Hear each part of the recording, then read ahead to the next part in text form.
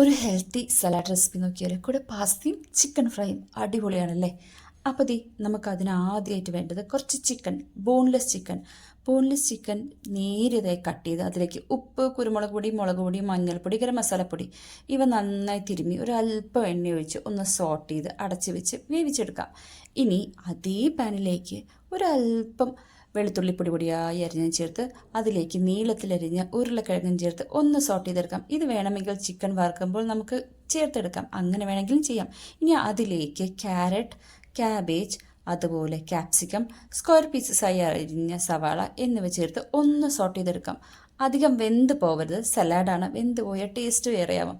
ഇനി അതിലേക്ക് കുറച്ച് ഉപ്പ്, കുരുമുളക് പൊടി, ഇടിച്ച ഉണക്കമുളക് ചേർത്ത് നല്ലതുപോലെ ഇളക്കിയെടുക്കാം.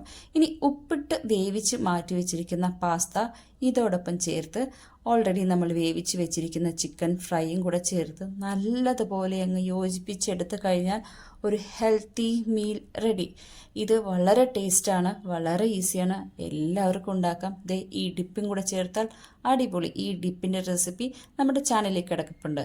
അപ്പം ശരി, ഞാൻ കഴിച്ചിട്ട് വരാം.